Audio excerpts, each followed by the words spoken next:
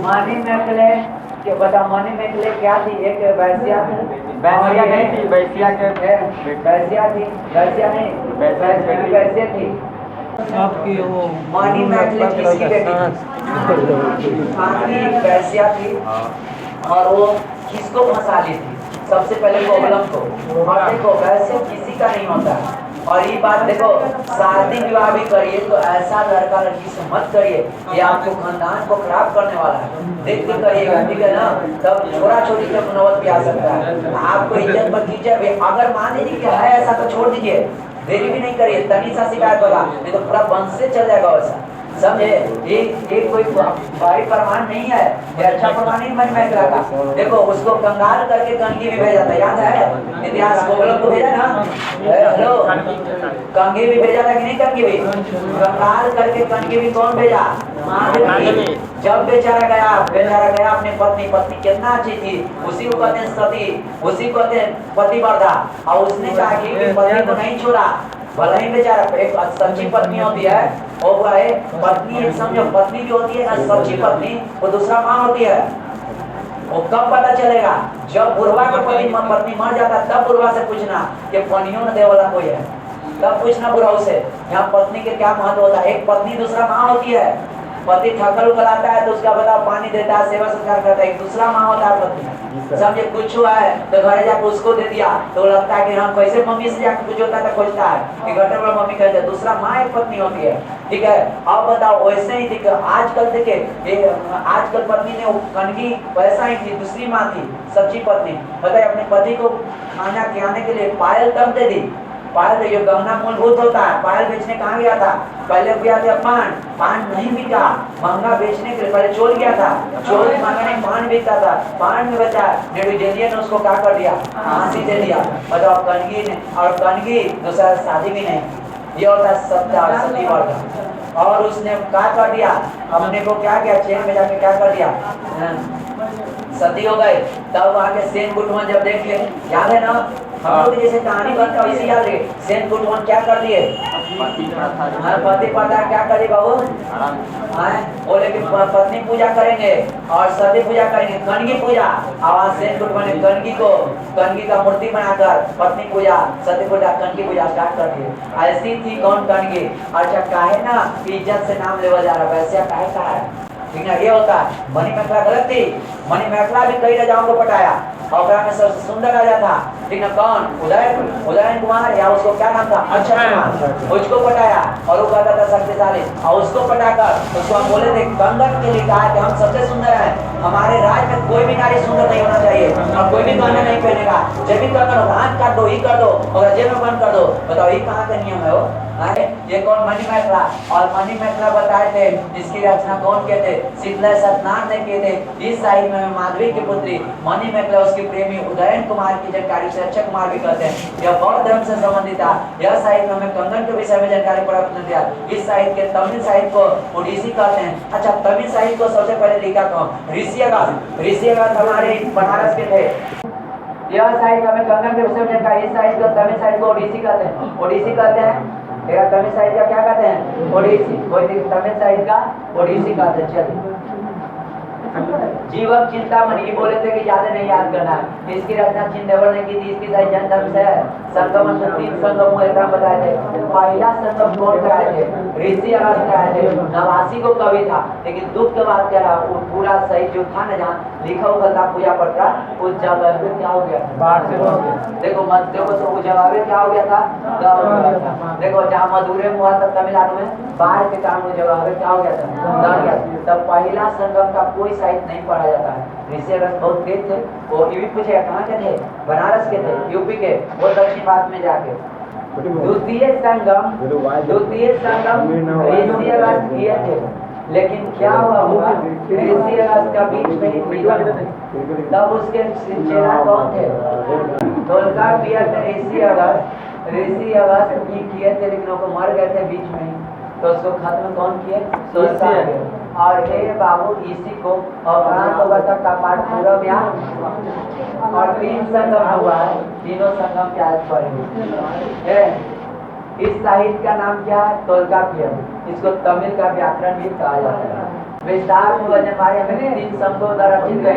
प्रथम संघ बताइए, मधुरै में हुआ था। इसकी अध्यक्षता कौन की? इस संगम के दौरान कई सारे साहित्यों की रचना हुई, लेकिन मधुरै शहर बाहर होने की वजह से क्या हो गया? समुद्र में विलीन हो गए। सभी साहित्य क्या हुआ? प्रथम संगम से एक भी साहित्य नहीं मिला, प्राप्त नहीं हुआ। हाँ। द्वितीय संगम का पाठ पूरा में आलवे में हुआ। इस संगम की अध्यक्षता ऋषि अगस्त ने किया। इस संगम के दौरान ही ऋषि अगस्त के निधन हो जाने की वजह से उसके शिष्य तोल्काप्पिय की अध्यक्षता संभाली। इस संगम से एक साहित्य की प्राप्ति हुई जो तोल्काप्पिय में। यह तमिल व्याकरण का क्या है? ग्रंथ। बोलो ये बहुगा रे, यह एक तमिल व्याकरण है। इसकी रचना कौन की है? बाद में कुछ हम ऑब्जेक्टिव करवाए थे। दक्षिण भारत को 2 भागों में कौन विभाजित करता है? विंध्याचल पर्वत, कृष्णा नदी के उत्तरी क्षेत्र में दक्कन प्रदेश। दक्कन प्रदेश में कौन कौन आ जाता है? महाराज के नाम दक्कन पर किस वंश का शासन था? राजपूत। चलो, तमिलकम प्रदेश में किन राजवंशों का शासन था? दक्षिण भारत के अंदर बात करने वाले सबसे प्राचीनतम वंश संगम है। संगम देखो, संगम का शाब्दिक संगम समष्टि है। संगम वंश के अंदर कितने राजवंशों का है? 6, 4। तमिलकम में कौन कौन राज आते हैं? केरल, तमिलनाडु, आंध्र प्रदेश। शिल्पाधिकारम रचिता के इलाके आदिगम।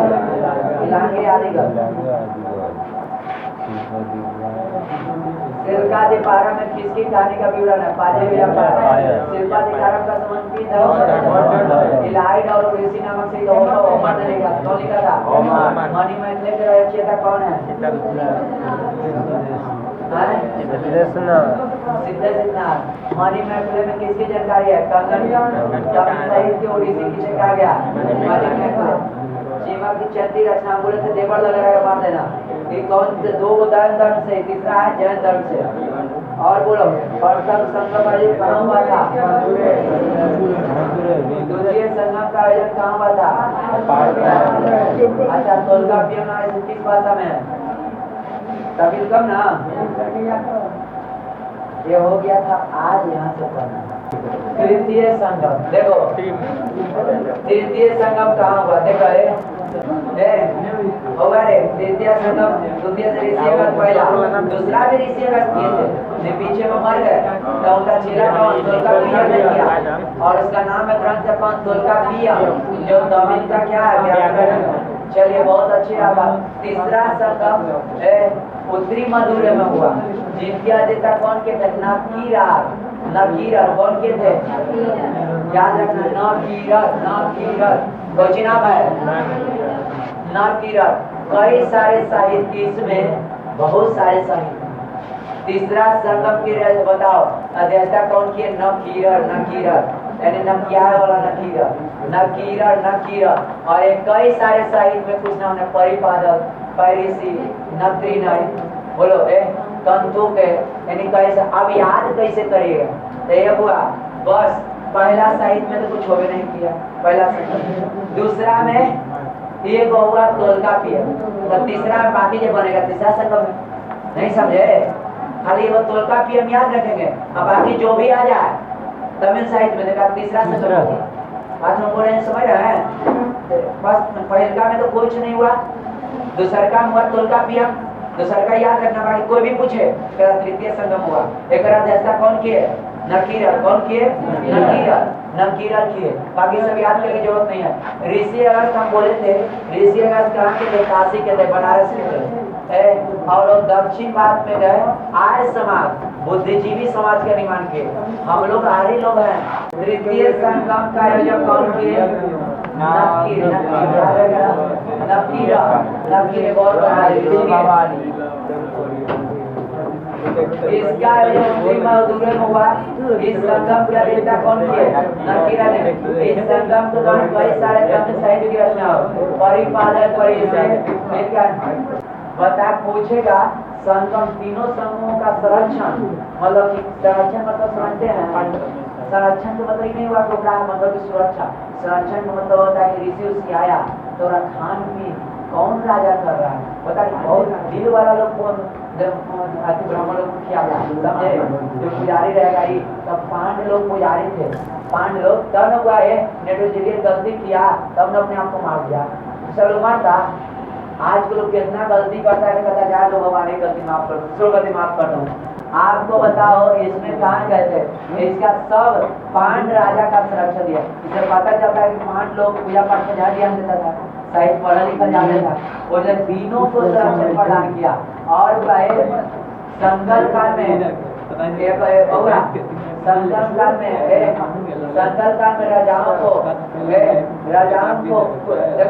राजाओं को कौन को या मन्नत कहा जाता है? कौन को या मन्नत? हाँ, आज मन्नत मांगते ना है, तो पहले मन्नत राजा से मांगा जाता था। ये राजा ऐसे कर दीजिए, यही कर देंगे, वो कर देंगे, छोड़ दीजिए, वो नहीं। कौन को मन्नत, कौन को मन्नत, राजा के 3 काम, कौन को मन्नत। बोलो राजा के संगम में के नाम कौन? पहले राजा का कहा जाता था, पहले राजा को आ रहे हैं, कौन आ रहे हैं, मन्नत आ रहे हैं, समझे? नाम था मन्नत। कौन को? राजा का के नाम, कौन को मन्नत। राजा का 3 नाम था, राजा के नाम था कौन को मन्नत। हाँ, ऋषि अगस्त उत्तर भारत में रहने वाले थे, वे दक्षिण भारत में जाकर बस गए और भारत के आर्य सभ्यता का, आर्य समाज का निर्माण किए।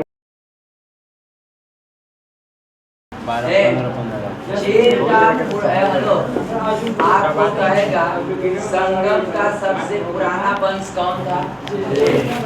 संगम का सबसे पुराना वंश कौन था?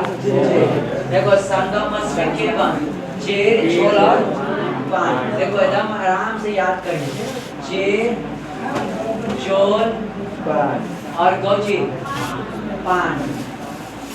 देखो चेर, चोल, पान क्या है? देखो चेर का पुराना, देखो हेलो, सबसे पुराना चेर याद रखिएगा, सबसे पुराना कौन था वंश? चेर वंश। वहाँ पर था जो संगम वंश में सबसे पुराना चेर था। देखो चेरे में जाके कौन सती हुई थी, सब याद करिए। वहाँ के शासक कौन थे? सेन गुडमन ना। अब आइए यहाँ पर के राजा थे उदयन चेर। क्या नाम थे? उदयन चेर। और इसकी राजधानी वंजी। राजधानी कहाँ थी? वंजी। बंदरगाह का मतलब क्या होता है? जहाँ नाव रुकता था, जहाज रुकते थे। वो 2 था, मुजारिस और टोंडी। मुजारिस और टोंडी, इनका प्रतीक था तीर और धनुष। बस इतने चीज इनका याद रखना है। ये चेर का याद रखना है, उदयनी का याद रखना है, उदयनी का याद रखना है। इसकी राजधानी वंजी थी। राजधानी कहाँ थी? वंजी। इनकी राजधानी कहाँ थी? वंजी। इनका बंदरगाह 2 के नाम बताइए। बोला मुजरिस और टोंडी। मुजरिस और टोंडी। और इनका प्रतीक चिन्ह था तीर और धनुष। इनका प्रतीक चिन्ह क्या था? तीर और धनुष। पहले बताओ चेर का सबसे संगम का पुराना वंश चेर वंश सबसे। और बोलो बउआ, इसकी राजधानी कहाँ थी? वंजी। राजधानी कहाँ थी? वंजी। इसके राजा थे उदयनी चेर। उदयनी चेर। इसके राजा कौन थे? उदयनी चेर। 2 बंदरगाह के नाम बोल दो। मुजरिस और टोंडी। ये सब पूछा हुआ सवाल है कि 2 बंदरगाह कौन थे? मुजरिस और टोंडी। मुजरिस और टोंडी। अब आए का प्रतीक चिन्ह तीर और धनुष। इससे पता चलता है क्यों इसका तीर धनुष था। ये महाभारत काल में ये सभी अयोध्याओं को खाना किया था। संगम वंश काल में महाभारत हुआ था। महाभारत हुआ था और महाभारत जब हुआ था उसमें सब राजाओं को खाना किया हुआ जाता था, सब। लेकिन सबसे ज्यादा संगम वंश के चेर, चोल, पान सभी खाना खाता था। तो जो ज्यादा किया तो अपना नाम हो जाता है, ठीक ना? समझो। और इसका तीर धनुष पर चलन था। जो तीर ज्यादा चलाता था ओकरा इज्जत दिया जाता था, समझे? ओकरा इज्जत दिया जाता था। तो देखो अभी चेर, चोल, पान आ रहा है, ये समझिएगा। संगम वंश में के वंश चेर, चोल, पान। चेर कहाँ का है? केरल का है। केरल में पड़ता है। कहाँ है चेर? बोला नीचे है, केरल में है। और बोलो एक राजा कौन है? उदयनी। उदयनी चेर। कोई दिक्कत? राजधानी कहाँ है? बंजी राजधानी क्या है? बंजी राजधानी है बंजी। दो को बंदरगाह के नाम बताओ। बोलो दो को बंदरगाह के नाम मुजरिस और टोंडी। मुजरिस और टोंडी। इसका प्रतीक चिन्ह क्या था? तीर धनुष, जो कि महाभारत के समय में आता। यहाँ के महान शासक हुए सेन गुटवन। सब लोग खाना खिलाते थे, सब लोग ये खा, कोई ज्यादा खिलाते थे, ज्यादा नाम हुआ। यहाँ के एक महान शासक इस वंश के उदयनी से भी ज्यादा नाम, पढ़ाएगा सब, खिलाएगा सब, ध्यान नहीं होता है, जो अलग कुछ करता है। तो महान थे सेन गुटवन। इनकर सेन गुटवन इनकर भाई थे, जो याद होगा इलांगे आदिगर, जो कौची रचे थे, याद है? शिल्पाधिकारक। बोलो तमिल तीन साहित्य था। पहला साहित्य कौन था? शिल्पाधिकारक। दूसरा कौन था? मणिमय। तीसरा कौन था? था ना? बोलो था कि नहीं था? हम बोले थे कि अगर याद नहीं है तो लौंग रहे तो शिल्पाधिकारक। मणिमय बोले याद नहीं है तो सीता आपको बोले तो याद रहे। तीसरा तो सीता के देवर, देवर लग रहा है तो कौची? सीतामणि। तो सुनिए आप ऐसे याद करिए, वहां से चेर सबसे पुराना होकर है। और केरल के चेर वंश कहाँ चढ़ा था? केरल में। और राजधानी उदयनी था, सॉरी उदयनी और राजा थे। राजधानी बंजी था, दो को बंदरगाह था, मुजरिस और टोंडी, और प्रत्येक चिन्ह तीर धनुष था। एक महान शासक सेन गुटवन हुए। सेन गुटवन इनको जानते हैं, लाल चेर भी कहा जाता है। लाल चेर सेन गुटवन को। सेन गुटवन की आप कहानी सुने होंगे। उनके राज में एक महिला आई थी जिनका नाम था कनगी। कनगी ने अपने पति के याद में शादी हो गई, जिसके कारण उनके पत्नी को करनामा देखकर, कनगी का करनामा देखकर बहुत खुश हुए और कहा कि ऐसा पत्नी बहुत कम लोगों को मिलता है। इसीलिए वो कनगी के नाम से एक मूर्ति बनाए, जिसको कनगी पूजा भी कहते हैं, सती पूजा भी कहते हैं, या पत्नी पूजा भी कहते हैं। ये पूजा नाम देंगे, कनगी पूजा, सती पूजा, पत्नी पूजा। और इसी ने हुआ इनको हुआ सेन गुटवन को लाल चेर भी कहते हैं। लाल चेर इनको इलांगा वाले शिल्पाधिकारक, कोई थे तो इनका भाई थे। कौन भाई थे? इलांगी आदिगर। समझे? शिल्पाधिकारक के रचयिता थे ना, तो किनका भाई थे? बोला सेन गुटवन के। और इसने सेन गुटवन ने पत्नी पूजा है। कौन पूजा चले कहे? बोलो हम चेर वंश के इतना बात बोले, चेर वंश से इतना से खाजू अभी तक इतिहास में नहीं पूछा। पहला चेर वंश के राजधानी कहाँ? बंजी। सबसे पुराना ये था। ये भाई केरल में पड़ता था। इसके पहला राजा कौन थे? उदयनी चेर। इसके दो बंदरगाह के नाम है, मुजरिस और टोंडी। मुजरिस और टोंडी। इसमें सबसे महान शासक कौन हुए? सेन गुटवन, जिसे लाल चेर भी कहा जाता था। कौन चेर कहा जाता था? सेन गुटवन ने बताई कौची स्थापना किया था। बोलो कनगी पूजा या कौन पूजा? पत्नी पूजा। बोलो कोई दिक्कत नहीं है। अब थोड़ा सा देख लीजिए, सब लिखा हुआ है नीचे, हम लिख दिए। संगम वंश कलिंग, तीनों राजवंशों में सबसे प्राचीनतम राजवंश चेर वंश था। इस वंश का शासन कहाँ में हुआ? केरल में रहा। इस वंश की स्थापना उदयनी चेरल ने किया है। इसके विषय में कहा जाता है कि महाभारत के उसमें भाग लेने वाले अयोध्याओं को क्या कहलाता था? भोजन करवाता था। देखो अभी बोले ना, सब भोजन करवाता था, लेकिन ज्यादा कुछ करवाता था, ठीक ना? ज्यादा नाम देखिए पूजा पाठ सब करता है, ठीक ना? और अयोध्या जो रहते थे तब ये लोग भोजन करवाता था। लेकिन पता चलता है महाभारत के समय के यहाँ संगम सबसे पुराना आपको आता है भी। संगम का तीनों राजवंशों में सबसे प्राचीन कौन है? चेर। यहाँ सब्जेक्टिव आएगा। संगम में के गो वंश बोला? चेर, चोल, पान। चेर, चोल, पान। अब बोलो आएगा चेर, चोल, पान। इस वंश के संस्थापक कौन थे? बोला उदयन थे।